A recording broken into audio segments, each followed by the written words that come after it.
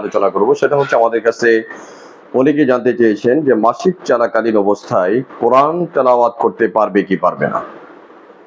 তো আমরা যদি এটাকে এক কথায় অ্যান্সার দিতে যাই, তে হাদিস এবং ফিকহ কিতাবের মধ্যে আসছে যে মেয়েদের নির্দিষ্ট একটা সময় রয়েছে যে সময়ের মধ্যে তারা যখন এই মিন্স বা মাসিক চলাকালীন অবস্থায় বেশ কিছু কাজ তারা করতে পারে না।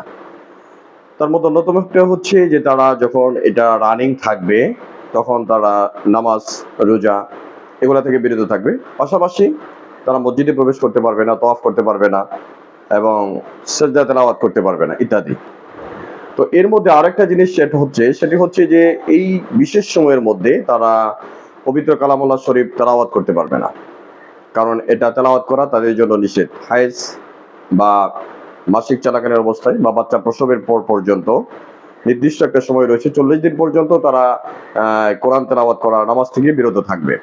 তবে রোজার বিষয়টি হচ্ছে যদি রোজা এটাকে কাজা রাখতে হবে, এই সময় যদি কোনো সমস্যায় তারা পড়ে যায় তো সেক্ষেত্রে তারা পরবর্তীতে রোজাগুলোকে কাজা রাখবে, কিন্তু নামাজকে কাজা করবে না, কারণ নামাজ অনেক লম্বা হয়ে যায়, যার কারণে আল্লাহ রাব্বুল আলামিন এই নামাজের বিষয়টাকে তাদের জন্য ক্ষমা করে দিয়েছেন।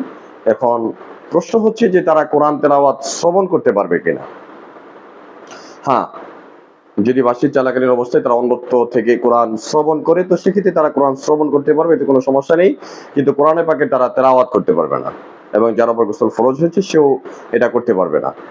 তো এই জন্য আমরা অনেকেই এই বিষয়গুলো জানি না। আরেকটা বিষয় আমরা এখানে এড করতে চাই, সেটি হচ্ছে যে এই অবস্থায় তারা কোরআন শরীফকে স্পর্শ করতে পারবে কিনা বা কোরআন ধরতে পারবে কিনা।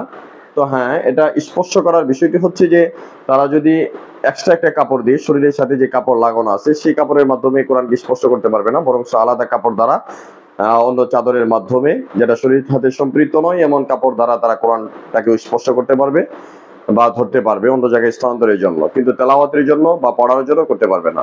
এখন কেউ যদি কোরআনের শিক্ষক হয় বা হাফেজ হয়, তার ছাত্রদেরকে পড়াতে হয়, তো সে কি করবে? তাহলে তার ক্ষেত্রে বিধান হচ্ছে যে তিনি একটা করে ওয়ার্ড, যেখানে ছাত্ররা তেলাওয়াতের সময় আটকে যায় তো সেক্ষেত্রে তাকে একটা করে ওয়ার্ড বলে দিতে পারবে বা ওয়াকফ করে থেমে থেমে শব্দগুলোকে উচ্চারণ করে দিতে পারবে, কিন্তু তেলাওয়াতের মতো করে তেলাওয়াত করতে পারবে না। তো যেই বিষয়টাকে আলোচনা